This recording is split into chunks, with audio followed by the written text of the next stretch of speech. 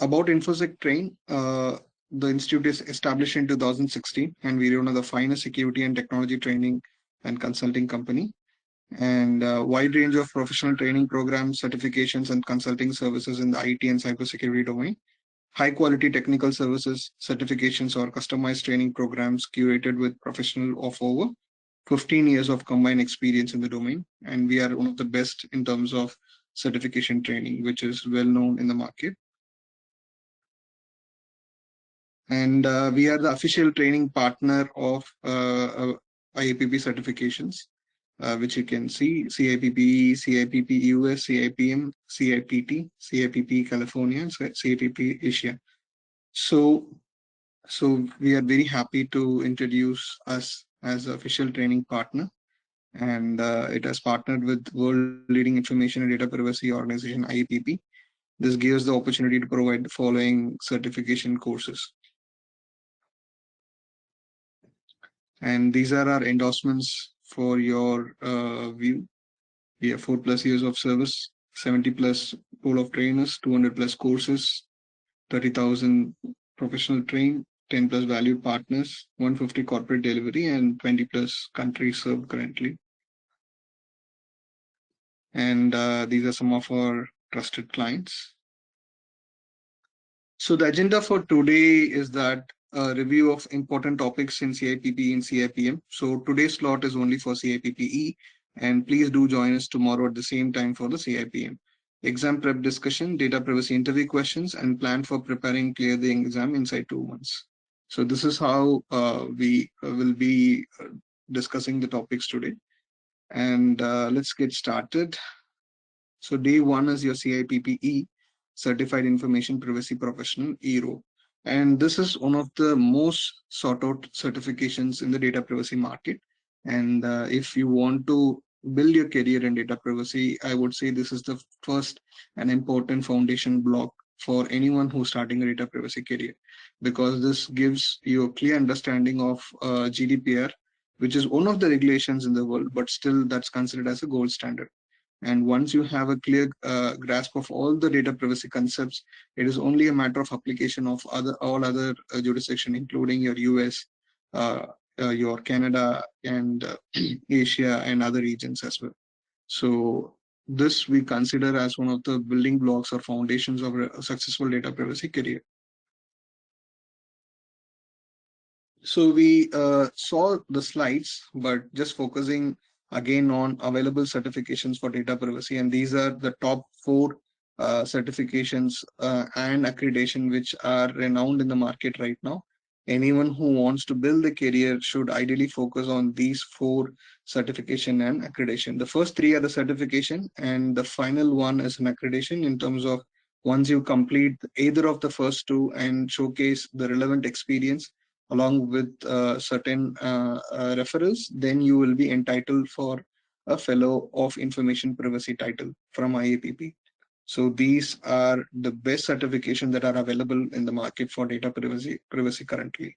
And anyone who wants to switch the career, anyone who's planning to take up data privacy, ideally should have depends on different skill set and different focus area. But if you have either at least 2 of them, which is CIPP and CIPM, or CIPP plus CIPT, then you're ideally set in terms of reaching a much quick and faster growth in this particular domain. So the plan for today is to discuss the overview of different chapters which are there in the CIPPE curriculum. And so I'll be running the exact blueprint replica of how the course will be structured and how we actually run it through in our actual course, which will be followed soon next month. So this will give you a complete overview how the course will be taken up and what are the different topics which are there to discuss during a course. So this is just a overview or outline course session which we are having right now, and we will be discussing in terms of what will be the actual contents will be discussed during our full-fledged course, which is going to follow up in next month. The first topic in the CIPPE curriculum is that the origins and historical context of data protection law. So this chapter is completely important in terms of understanding the origins of how data privacy and data protection as concepts evolved in Europe, and what are the important landmark uh, landmark decisions that happen in terms of the laws, the regulations, and what are the subsequent consequences they had, and what are the drivers for such requirements across. These are some of the important historical elements that one should be completely aware. And if especially if you're going to work in Europe without understanding the elements of why data privacy as a concept evolved, and what are the important drivers, what are the key landmark regulations, what are the different treaties, and without knowing, definitely it's going to be slightly difficult, because without knowing the purpose, without understanding the drivers of why this was required, it will not be able to appreciate the data privacy concept. So in this particular chapter, we'll be looking into all these elements. So this is just a summary. So in this particular chapter, I'll be providing you the entire details of each and every sections of the events that started after the Second World War, that especially the UN passing the ECHR, and there are different milestone events starting from 1946, and 1948 is the first important decision, which is the Universal Declaration of Human Rights, which we call it as UDHR, and in 1950 it followed by ECHR, which is the EU Convention. So these are the first two important pillars or milestones of data privacy in Europe. And followed by that, we have 1980, which is the OECD guidelines on transferring the data across different transborders. And this guideline was the third important milestone. And followed by that, we have the first official binding instrument, we call, in 1981, which is the Treaty of 108, which is called EU Data Protection Convention, or Convention 108. This is the first legally binding instrument that came into the data privacy domain. And followed by that, we had some events which are like the in the UK, the Treaty of 108 became a Data Protection Act, and then later on we had the 1993 important case, which had a lot of significance. And then finally we had the most important part of legislation, which is the 1995 directive. So 1995 directive is the predecessor of GDPR, and this almost we have 60 to 70% of the same content of what we see in GDPR was already the part of the 1995 directive.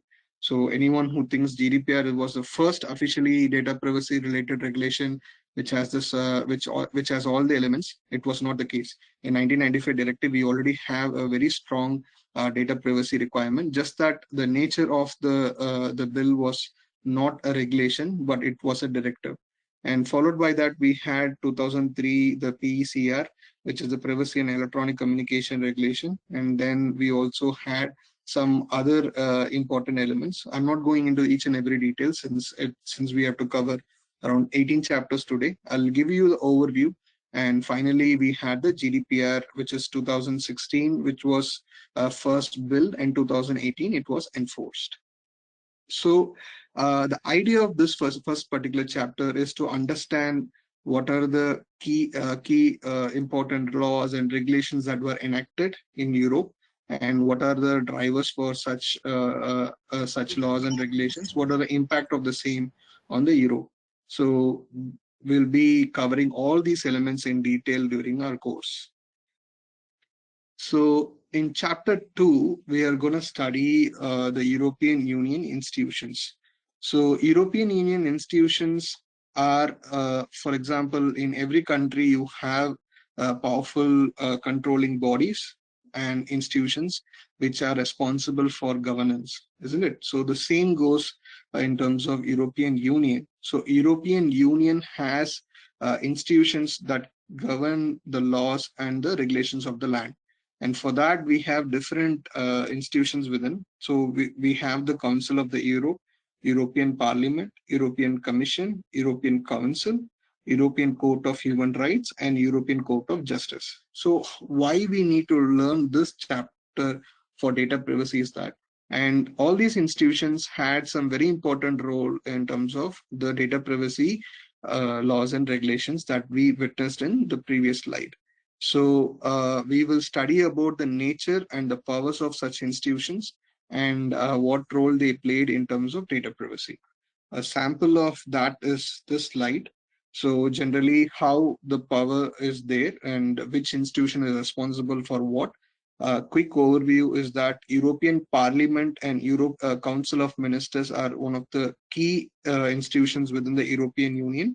European Parliament is similar if from an Indian perspective, like the Indian Parliament, directly elected by the people, and Council of Ministers is elected by the they represent each member state and they are elected by the government. And so these people are these institutions are primarily responsible for most of the important decision taken.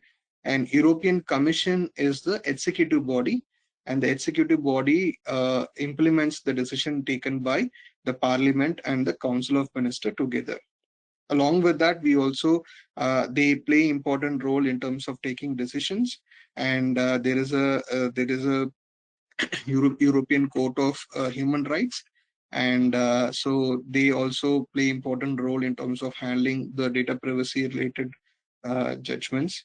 And we also have a Court of Auditors and Court of Justice. So in a nutshell, it's important for you to understand how these institutions had played a role in terms of data privacy, and what powers they share, and what its impact it had on the European Union as a European Union region. So this is all about the chapter 2, and we will be studying all these elements in complete detail in terms of what are the roles and responsibility of each of these institutions, and what are the powers they have, and what in correlation with data privacy, what role they have played so far. So all these things will be studied in detail during our actual course. So with that, we jump into chapter 4. So there is one more chapter, which is chapter 3, which is almost the same replica we will study in chapter 1 and 2, which will be covered in chapter 3 in detail, which is the legislative, the actual legislations, which is starting from your, which is the 108 convention. And then we have multiple other laws related to it. And finally, we will be covering the GDPR in detail. So in correlation to the time, we are jumping to the other chapters. So this entire curriculum of GDPR, sorry, not GDPR, the CIPP exam is divided into 3 parts. Okay, the first 3 chapters are called the foundation and the origins of data protection in Europe. And the second is the actual building block of GDPR, chapter 4 to chapter 14. Correct. Chapter 4 to chapter 14 are about the building block of the actual GDPR. So what I generally do part of the course is that we start with chapter 4, because this essentially is the GDPR which you need to know. And the section 1 and section 3 are 2 different elements. Section 1 is about the history of GDPR, and section 3 is about the application of GDPR. But section 2 is the actual crux of the GDPR itself. So starting chapter 4, we will understand some very foundational and important building blocks of data privacy. And they are: what is personal data, what is sensitive personal data, what is pseudonymous data and anonymous data, what is meant by processing, and what is who are controllers, who are processors, who are joint controllers, and who are sub-processors, and who is called a data subject. So we will study all these elements in detail with a lot of examples. And to make the concepts very clearly, we will have a lot of practical discussions in terms of giving you examples of your day-to-day work and understanding the different elements of all these important requirements of data protection concept. I'll just run you through some of the very important elements here. For example, the definition of personal data within GDPR is that any information relating to identified or identifiable natural person. The statement looks very simple, but each and every word of such statement has so much essence to it. For example, when I say any information, there are subset to any information. What do you mean by subset here? There are the nature of the information itself. The information can be an objective information, it can be a subjective information. Many people think subjective information may not be part of the data which we need to protect, but it's not. We need to also protect the subjective information, like for example, I work in a company and there is an appraisal, and during the appraisal, someone gives a feedback about me that Jay is a very hardworking person, XYZ, blah blah blah, and there are multiple statement characteristic traits defined about me. It's very subjective statement, but these subjective statements are also clearly a personal information, and these information will be required to be protected under the GDPR law. And going forward, we have content. The content can be a professional data, and can be a personal and the tech data. A good example of tech data is the cookies. The cookies are what we use from a web browser. For example, whenever you logged into any website, you tend to see cookies getting placed on your browser. So these browser cookies essentially try to capture elements of your browsing patterns, your likes and dislikes, and what you generally do, part of your browsing habit. So these elements also fall under the GDPR realm. So it is important for you to understand all these concepts in depth, because when you look at the articles of the GDPR in general, they look very simple, but all these words which are there described within the GDPR articles have a lot of depth. And if you don't understand in depth, their depth, their application will have a lot of problem. Okay. And format of the personal data includes the paper and the electronic formats. When we say paper, not every paper which is possible, which is there, will fall under GDPR. There are certain nuances, what categories of paper assets will be applicable in the GDPR. So all these things we will be studying in details with a lot of practical examples. And relating to this is a very important factor, because that data should be able to relate to a particular person, and it's about the content, the information. And so relating to here is about the content, information on the individuals, and a purpose, evaluation and analysis, and the result. So basically, any information that speaks about a particular individual, and it is used on a purpose. For example, evaluation analysis. A good example is any activity that you do is involving certain analysis. For example, I'm trying to evaluate a person's CIBIL score. I'm trying to do a HR assessment on a candidate in an organization, right? A candidate being assessed during an interview. So all these things are examples of purpose of evaluation and analysis, and the result, which also an important factor of impact. So all these terminologies come with a lot of examples.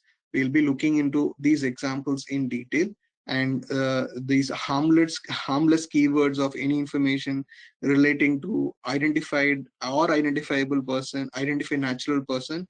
All these harmless keywords have so much of depth, right? And for example, what do you mean by identifiable person? Identifiable person is like, where do you stop the boundary, right? So this you will not be able to understand when you read on your own. So here there is a lot of factors that you need to look at. The combining factor, there could be a multiple personal data combined to become personally identifiable information. A good example is your, and plus if I say a certain unique certain other parameters I'll be able, those personal data on a standalone will not be able to identify a person. But when we combine these personal data, they can become personally identifiable information, right? So this is important in terms of having a clear scope of boundary, what is identified or identifiable natural person. So natural person here means a living person. Any dead people will and organizational data will not be part of GDPR. Many people will not have that clarity, right? Organization data is also called as personal data because organizational data is not related to any human being, so it is not covered under GDPR. And also the people who have passed away, their data is also not covered under GDPR. So these nuances with a lot of depth and detail we'll be covering during our courses.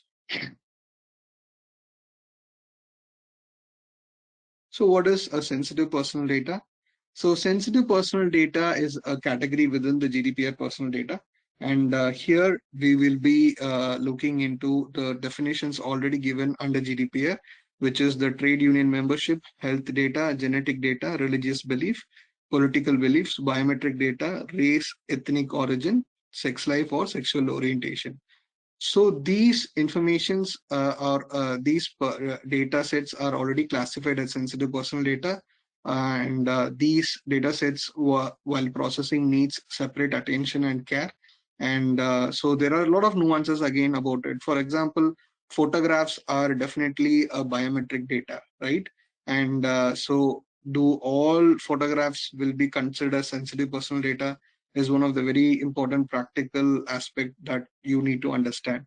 And what do you mean by anonymous data and pseudonymous data? So anonymous data is when you remove all the personal identifiers from a data and becomes a completely unidentifiable data, then you call it as anonymous data. And pseudonymous data is only partial removal, which means you remove it and keep it in a nice you isolate the key identifiers and keep it in a separate place, and you can link it back. That is the pseudonymization. So these are some of the techniques which are used to in terms of data protection and masking. Pseudonymization are some of the technological concepts which are even appreciated by the GDPR itself. So we'll be studying all these elements in detail during our courses. Next important topic is the controller, and controller is a very important topic, because if you're going to work for any organization, you need to understand what will be the role of that organization, whether the organization is a controller or a processor or a joint controller, and basis that the roles and responsibility will definitely vary, and that is where you need to understand this concept clearly. And controller, again, what do you mean by controller? Controller are the people who define why this data is collected and what are the ways and means this data is going to get processed. So with this, we decide whoever takes up those responsibility will be identified as a controller. Once you know you are a controller, then you have those responsibility attached with them, which is your what are the compliance requirement. You need to notify and communicate the breach with the supervisory authority as well as the data subject, conducting data privacy impact assessments, handling the records of processing activity, and appointing a data protection officer, technical and organizational measures that needs to be adopted, and cooperate with the data privacy authority, data protection authority. So this is a very important topic, and we'll be studying their roles and responsibilities in detail and their obligations under GDPR. And processor, so processor again is a element defined within GDPR, where a controller nominates or appoints a processor who conducts the activity behalf of the controller. So the controller processor arrangement should be clear, and the processor should have clear instruction in terms of what they do and what they cannot do. and this needs to be documented. And since earlier versions of the data protection laws and regulations within Europe, there was not much emphasis on the processor. But with GDPR, we have clear obligations of processor, which includes maintaining a records of processing activity, and notifying the data controller about the breach, and prior approval and contract for appointing a sub-processor. So you have specific roles and responsibility for both controller and processor. We'll be studying all these elements with practical examples in our curriculum. So this is all about the very important data protection building concepts. And then we'll be moving on to the next important chapter, which is the territorial and material scope. So any law, any regulation, any act, anything which is brought, which is implemented on a wider scale, will always have a clear scope. And so is the case with GDPR. GDPR has clear territorial and material scope. So we will see in terms of territorial scope. Territorial scope means GDPR is not just applicable only for the European Union. So this is again a myth a lot of people have. So the data which is handled within European Union is of course will be there under the GDPR, and but there are certain fine prints within the territorial scope, which is one of the very important testing concepts for the exam as well. So during our course, we will make you understand certain topics which are tricky and certain topics which you definitely expect a lot of questions during the exam. And one such important topic is the territorial scope.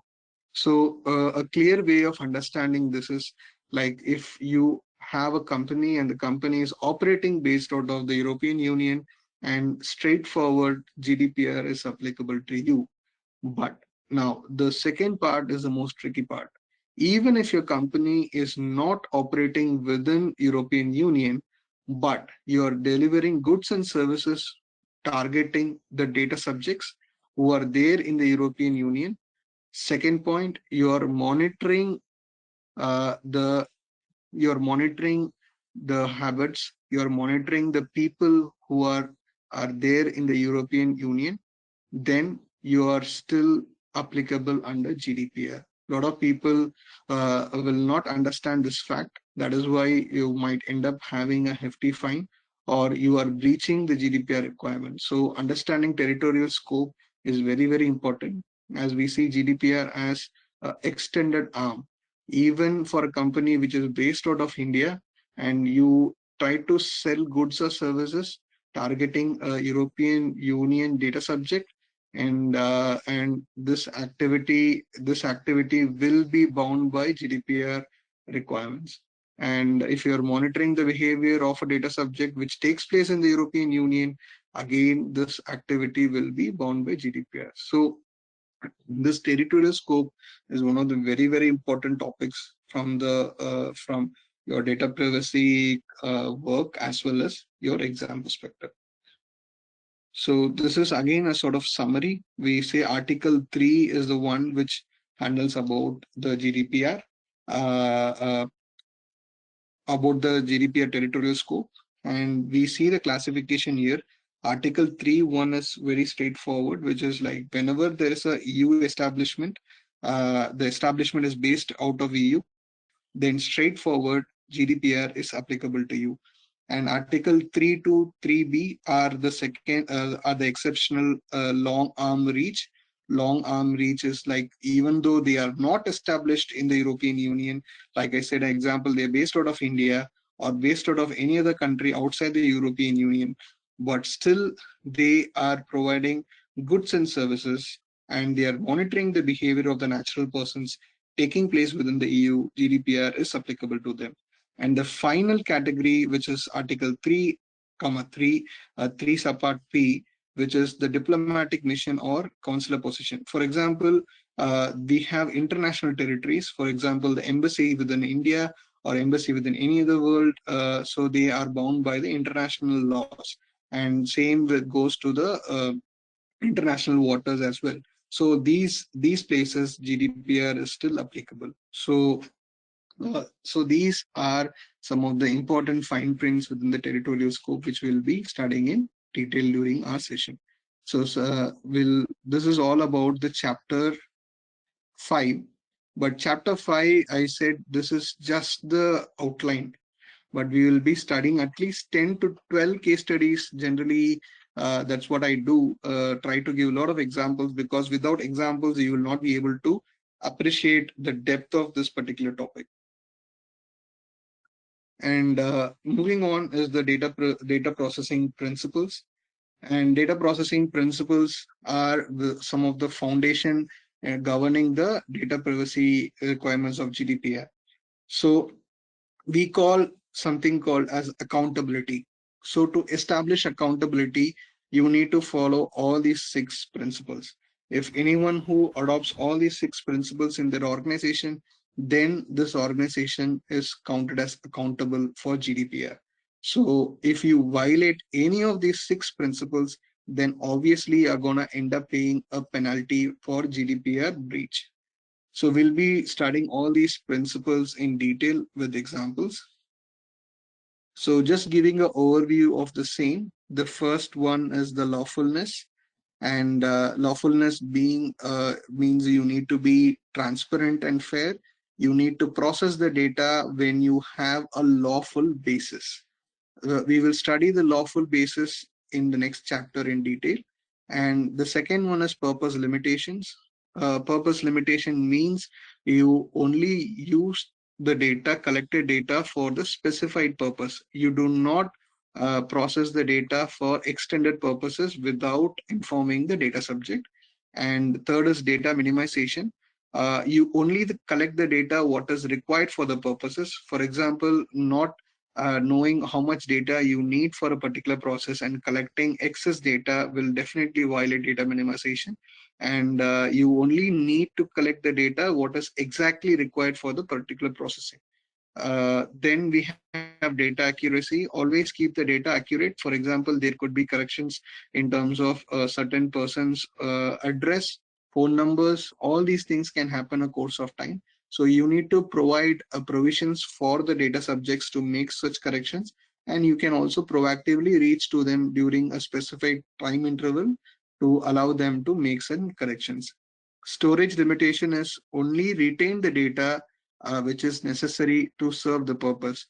For example, I have a process for which the data will be required for 2 years. And beyond that, I don't need the data to be retained. Either you delete the data or return it back to the data subject. So this is the way you handle it.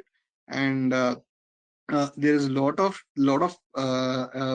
cases which especially revolve in terms of your retention, because a lot of companies may not clearly define the retention requirements, and that is why they end up storing and a lot of excess data. And whenever there is unfortunate even like a data breach, this will definitely trigger a lot of hefty fines associated with that. The next is the integrity. Integrity is about protecting the personal data, whatever you've collected, with the sufficient technological and organizational measures. So this is all the 6 important GDPR principles. With all these principles, we'll be again studying in detail with the relevant examples during our regular session. The next chapter is about the lawful processing criteria. So as I said, the first principle is lawfulness. And to be lawful, you need to process the personal data with the allowed lawful processing, which is defining GDPR. The ones which are currently available for any organization is, the first one is consent, the second one is contract, the third is again is not just one legal obligation, the fourth is vital interest, the fifth is public interest, and the sixth is legitimate interest, and this is special categories of processing. So this is a chapter content, but if you see lawfulness, these are the 6 important lawful basis which is allowed under GDPR. So consent is the direct approval of the data subject. whenever you are interacting with the data subject and collecting their uh, approval, that is based on the purpose of consent. And the second is contract. Contract is between two parties. For example, I go to a shop and I buy a certain vegetables or anything from a supermarket, and they need to process my card information. So my card has personal information associated with me, as well as they collect certain information about me. So just to fulfill the obligation of this particular contract between me and the vendor, so I will be using contract as a lawful basis. So legal obligations. Legal obligation is about the ones which are defined by the laws of the land. For example, in India, give an example is there is an IT related information. If you're opening an account with the bank needs to send this information back to the Reserve Bank of India or Income Tax Department, GST, and there are so many associated Indian laws which the banks need to oblige. So this forms the legal obligation which every institution can use to process personal data, because they are dictated by the law of the land. And then we have something called vital interest. Vital interest can only be used when the situation is life or death, and this cannot be used for any other minor injuries. If a person is unconscious and we need to protect them, and we for that which we need to use certain data without his permission, we can use vital interest. The next one is public task. This is again applicable to the government and the agencies which are appointed by government. And for example, the COVID related situation where many organizations from government and affiliated by government agencies were acting in that regard. So basis the public interest, the government agencies can collect and process the data, which is for the larger good. And so this is clearly defined by the law what can be used for the public interest. And the final and the interesting part is the legitimate interest. Legitimate interest is the most sought out lawful basis by all the companies. Examples of lawful basis is that conducting a background check of an employee is a lawful basis. Doing monitoring of the systems by employers on the employees. For example, nowadays companies monitor how much time a particular employee works in an organization, right? And this is definitely a personal data of the employee is also getting tracked. So these are examples of legitimate interest. So there are a lot of nuances in terms of legitimate interest application. Whenever you use legitimate interest as a lawful basis, you need to clearly have your documentation. You need to do certain assessment. Basis that only you can use legitimate interest as a lawful basis. So this is a very, very interesting and important chapter for the entire GDPR exam as well as your data privacy consulting. And so understanding these lawful bases, their application, their boundaries, this is very, very important. The next chapter is about information provision obligations. So whenever we are providing information to the data subject, it has to follow certain requirements. One is the transparency principle, and what are the information that needs to be provided, and the exemption to the obligation in terms of providing information, the requirements of e-privacy directive, and fair processing notices. So in this particular chapter, we will be studying these requirements in detail, especially what is a fair processing notice. Example of that is whenever we log in into any website, you will see a pop-up coming as notice. And this notice clearly says that what information is collected, why are they collecting this information, what they will do to this particular information after a period of time, and what is your options in terms of raising a complaint, or what you can who you can reach out in terms of this particular data set. So this is all falling under your fair processing notice. In this chapter, we'll be studying all these things, elements in detail in terms of how do you different types of notices which are available, and how do you effectively use them, and what are the requirements of providing a transparent information to a data subject. For example, whenever a data subject is raising a concern to know what are the information which is used about them. Okay, so we will have a dedicated topic on data subject rights, and one of the rights is right to know, or right to know the information, right? And part of that, whenever it is raised, you need to provide all these data to the data subject, right? So you need to clearly say identified identity and contact details of the controller, and where applicable, the controller's representative, contact details of the data protection officer, the purpose and legal basis of the processing, where necessary, if you are based out of legitimate interest, you need to mention that. Who are the recipients or categories of recipients of personal data, who is taking this data, or being the controller sharing this data with anyone else, where the controller intends to transfer the data to any third country or international data transfer is involved. What are the rights which are applicable to the data subject, and is there any automated decision making is done, and whether data subject is obliged to provide personal data, and the consequence if they don't. So these are some of the nuances we'll be studying in detail during our course, and where we will also see there are two categories: when the data is collected directly from the data subject, and when the data is not collected from the data subject, or and it's been collected from a third party source. In that case, what are the information that needs to be provided? So as I said, we'll also be looking into fair processing notices. There are different types of fair processing notices, which is your layered approach, just in time, privacy dashboards, and alternative formats and channels.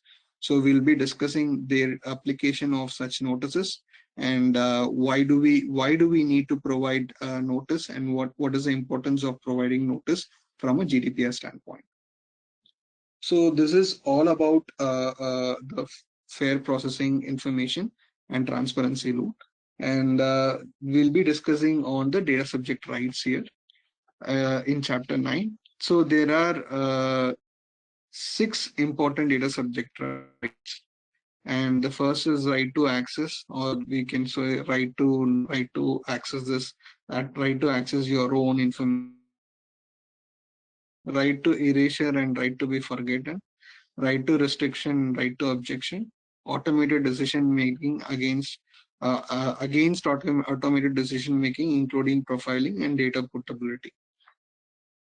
So this chapter details about the data subject rights which are available to each and every data subject which are in the European Union. Interesting question is, someone is processing your data and you are happen to be in India, and you are not a European Union citizen, and do you think data subject rights is applicable to you?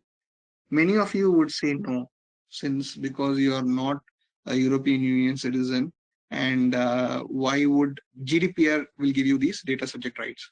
But actually, the answer is no. Even you are an Indian citizen, if your personal data is processed by a European Union establishment, you can exercise your data subject rights. So this is how GDPR is having an outreach, right? And these nuances are very important for you to understand. So as I said, these are the rights which are available. Right to information.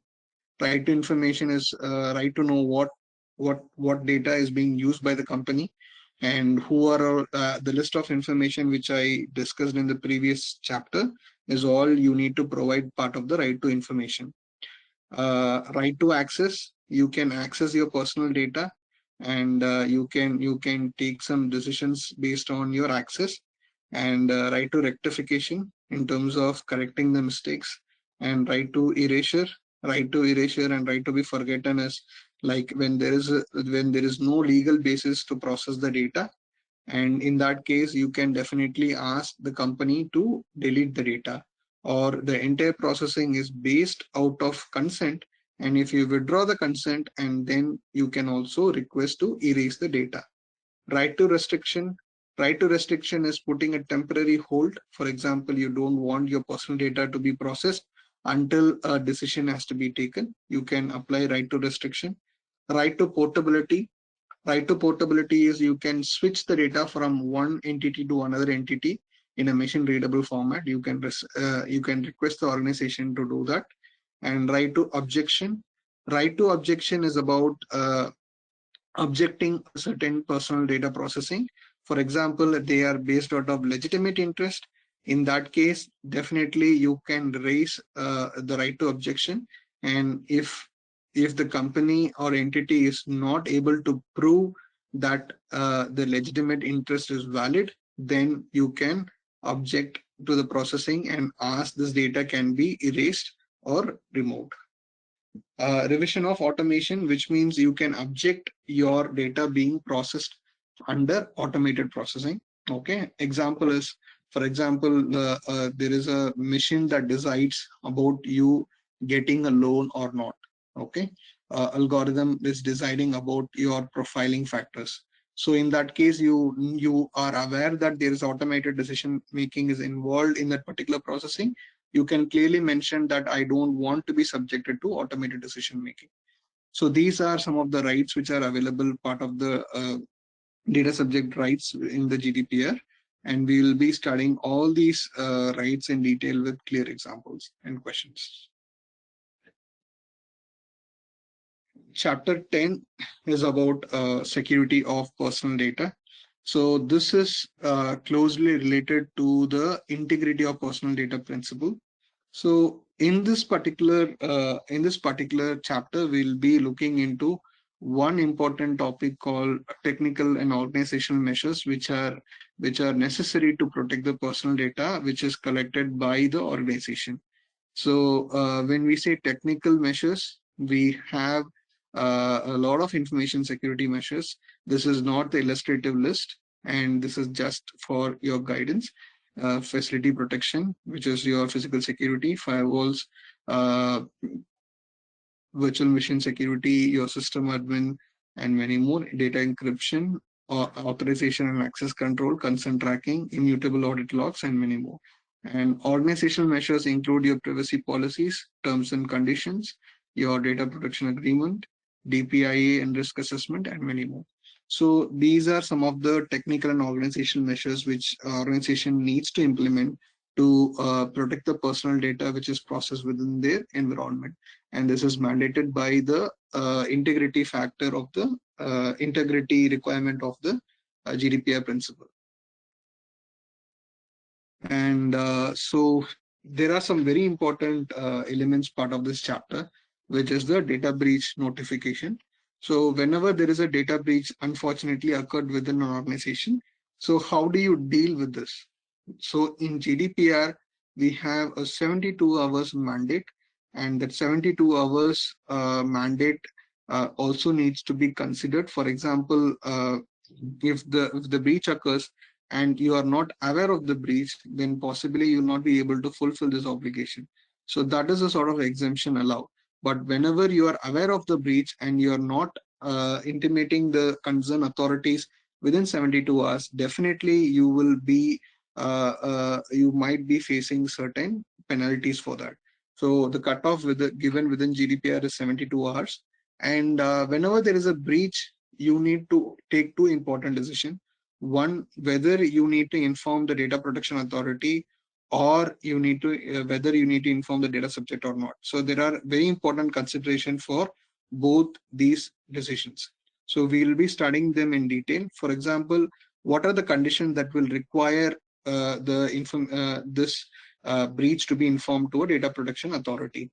The number of records exposed, the measures which are available in the organization to mitigate the possible adverse effect, the categories of data that is breached, measures taken to address the breach, and consequence of the data breach. So you need to look into these factors, and when there is no risk involved to the data subject, there is no need to intimate the data protection authorities. But if there is a risk involved to the data subject, then definitely the data protection authority needs to be intimated within the 72 hours timeline. And so the second category of decision making is that when you will inform a data subject, whenever after your assessment you identify there is a high risk to the data subject, to his rights and freedoms, then definitely you need to inform the data subject. For example, there is a hospital breach, and the hospital breach involves the data, sensitive data, like for example, the cancer patients, their medicines, and also the list of patients with various health ailments. are all exposed by username and password leak, which means you should inform the data subjects immediately to change their passwords, correct, to their access to their hospital information systems. So such intimation notification is very much required in terms of protecting the data subject, because such information can possibly have can cause a life and death situation as well to many people, right? So this is where we'll see a lot of examples in terms of how these data breach notification has to be taken up, and what are the steps and process involved in terms of data breach notification. So that is all about chapter 10 and chapter 11. So we can continue now. So chapter 11 is about the accountability requirements. So as I said, if you remember, if you follow the six data privacy, GDPR data privacy principle, and any organization is said to be accountable. So to be accountable, we also need to do certain important elements, which is understanding your roles and responsibility as a controller or a processor, and implementing a very important concept, which is data protection by design and default, documentation and cooperation with the regulators, conducting data protection impact assessment, having a data protection officer, and binding corporate rules. So these are uh, some of the means through which you can also establish a clear accountability, and these can be clearly documented whenever there is a chance of an audit, or you are supposed to share these documents. You can clearly prove that you are accountable for adoption of GDPR. As I said, these are some of the accountability requirements. One is internal records, which is having your policy, procedures, frameworks, defining the roles and responsibility within the organization clearly. Appointing a data protection officer is not mandated for every organization. There are specific triggers, which is basis which you will be appointing a data protection officer. The codes of conduct and certifications, so this is a mechanism which is available within GDPR. Within European Union, you can apply for codes and conduct, and you can get it certified as well. And this is currently, the certification mechanism is currently getting evolved. Soon we will see a lot of direction coming in this particular topic. Then implementing data protection by design and default, very important topic for the exam as well as for your understanding. What do you mean by data protection by design and default? So many questions people get around this, right? What do you mean by data privacy by design, data protection by design, and how do you actually implement in an organization? So we will study a lot of examples and some very basic examples. I'll give you one. For example, when you are going visiting in any website, and whenever you're trying to navigate that website, you see a clear notice which is presented, and it gives you information of what is going to happen with your data, is a good example of privacy by design, isn't it? So privacy by design starts from your engineering aspect, as well as you also supplemented with the right process in terms of what do you collect and why do you collect and how do you going to protect it. All these elements are embedded through the privacy by design and default concept. And conducting a data protection impact assessment is a factor, because this is mandated in the GDPR whenever you are doing a high risk activity. So by doing all these activities, you can clearly establish your accountability requirements. Chapter 12 is about international data transfer. And in international data transfer, you have a lot of important topics for you to understand. There are instruments which are clearly defined within GDPR, which allows you to do a international data transfer. And we will study each and every possible instrument in detail. And we have a clear So we have a big topic, which is the relationship between the US and the European Union, because US and European Union have a long history of collaboration, and we will study this particular scenario in detail, because there are direct instruments which are enacted between the European Union and the US, and what is the current status of those instruments, as well as we will also be looking the historical fact and the current situation of the data privacy between European Union and the United States. So to start with, you need to understand that what do you mean by European Union and EEA. Okay. So European Union is currently of 27 countries. Okay. And European Union doesn't include United States, or doesn't even include Switzerland and the other two countries, okay, which is Liechtenstein and Iceland and Norway. So these countries are part of EEA, and they are not part of EU. So the GDPR is only applicable part of the uh, 27 EU member states. Okay, and so UK is no longer part of the uh, European Union, and as well as GDPR is not applicable to them. So on the left hand side, we see the multiple instruments which are available for doing an international data transfer. The first one is adequacy. Adequacy status is given by the European Commission. European Commission designates certain countries based on the existing data privacy laws and regulations, and they find the required sense of data privacy is prevailing in that country, and then they designate such countries as adequate. And there are a list of around 20 countries which are currently having this adequacy, for which you can transact international data transfers. And we have binding corporate rules. Binding corporate rules are for intra-group data transfers. For example, a company is situated in multiple regions across the world, but they are part of the same parent company. You can transfer the data within this different entity based on binding corporate rules. So the requirements and the process for binding corporate rules, all these things we will be studying in detail. Explicit consent, and if you get an explicit consent from the data subject to do international data transfer, that is one of the valid instruments. And EU-US Privacy Shield, as I said, the European Union and the United States have a set of a different set of arrangements, and one such is the Privacy Shield. And Privacy Shield is currently invalidated. The currently the US and the European Union have come up with the framework, and there is a lot of interesting events that happens sphere, which we can hear about the Screamas judgment, right?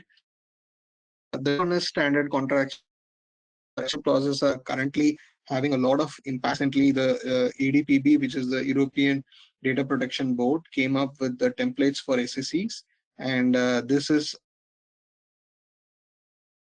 international data transfers.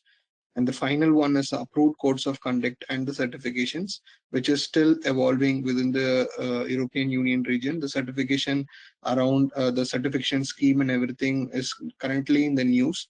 There is a lot of information awaited around that particular part. Chapter 14 is again a very, very important, interesting chapter, which involves about the supervision and enforcement.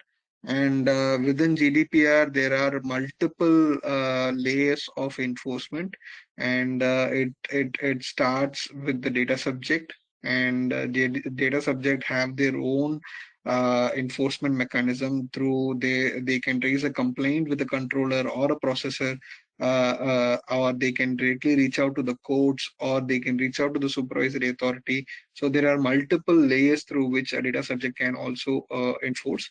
And there are other ways through which enforcement is done, which is a set of hierarchy defined within GDPR. We have starting with controllers. Controllers processors are managed by the supervisory authority of that particular member state, and they again are monitored and controlled by the EDPB, which is the European Data Protection Board. So we will be studying the entire chain of supervision and enforcement. And one important topic about this topic, one important aspect of this particular chapter is that we will be looking into the penalties and sanctions. So part of penalties and sanctions, we will see the different categories, which is the slab 1 and slab 2. The slab 1 is 2% of your global annual turnover and or 10 million euros, whichever is higher. The second, this is a higher slab, which is 4% of your global annual turnover or 20 million euros, whichever is higher. So we have clear categories, and the each categories is based on what requirement of GDPR is violated. For example, the higher category is definitely around the principles. If the basic principles of processing is violated, data security is violated, especially the international data transfer is violated, and or the orders from supervisory authorities are not implemented. So these elements attract the higher fine, which is the 20 million euros or 4% of global annual turnover.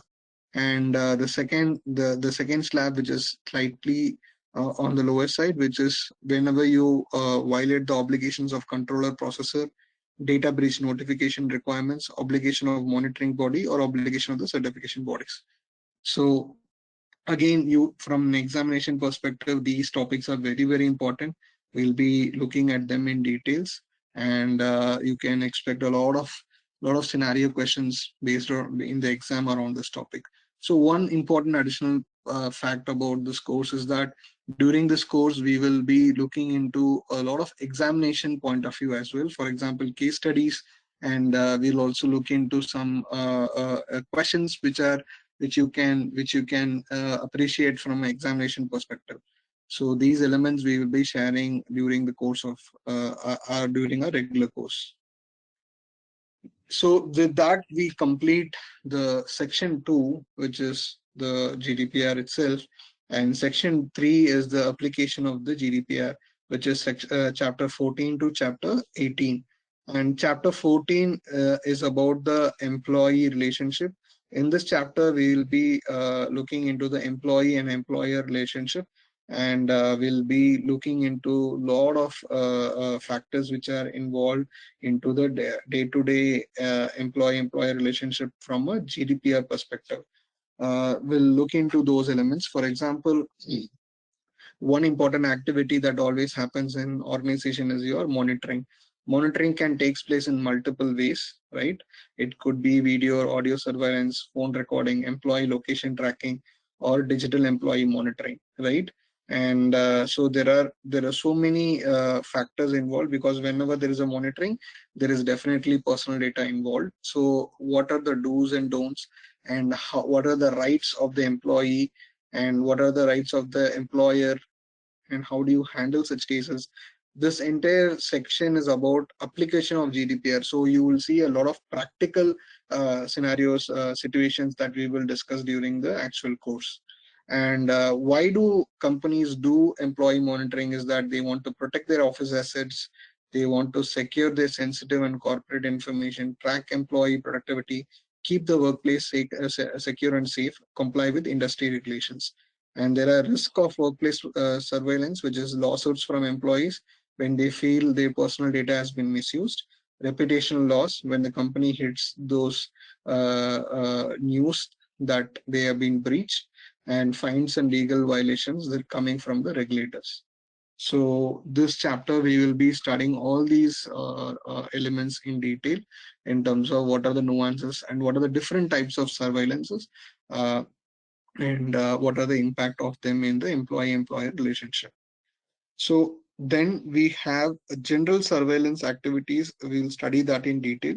There are different types of surveillance, which is your communication data, video surveillance, biometric data, and the location data. And so all these elements we will be looking in detail during our original course. Your audio surveillance will be like phone tapping, voice over IP, and listen devices like room bugging. So this can be done by the law enforcement agencies or by the government or by any organization.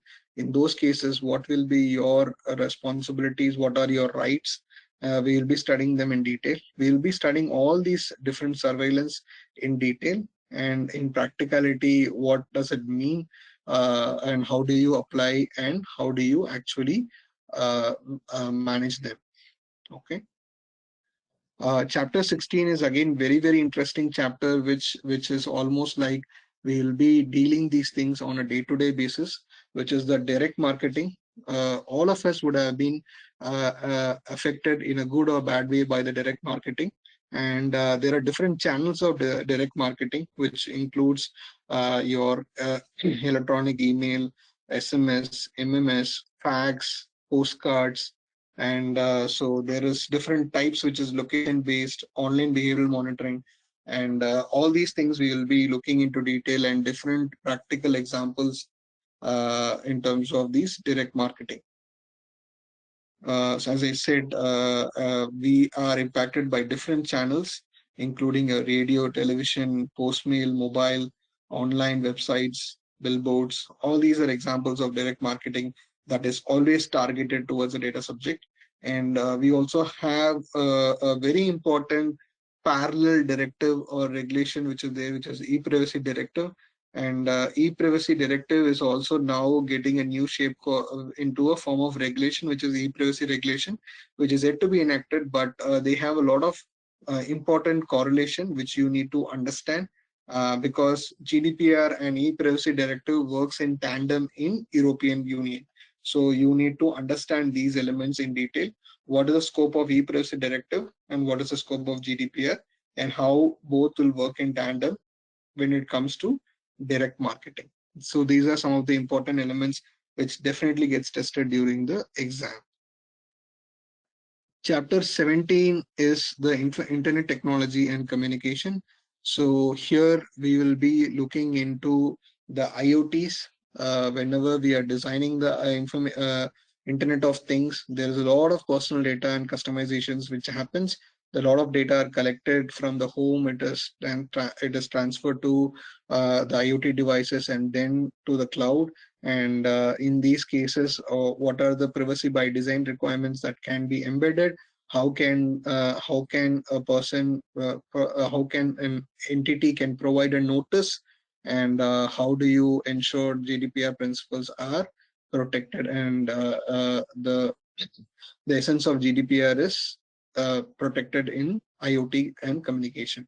So these are the most important elements which we will be discussing in detail. So I have covered only a very high level essence of what you can expect of this, and we'll be looking at them in detail during our course. And I hope you will understand with the time constraint what we have, we can only have a high level essence, but during our actual course we will have a lot of case studies, practical examples, and for each and every topic we will always have a practical discussion in terms of understanding this topic. We will just not have a theory class where we will be just dictating, and we never do our sessions in that way. It is always a more interactive session. We are always happy to help you to address your queries then and there. Okay, so that is how this entire course has been designed. So before jumping in, there is something called data privacy interview questions, which I had few people inquired about. So thought we will include them. What's the difference between privacy and information security? This is a very fundamental question. If you go anywhere for any interview, a lot of people get asked this question.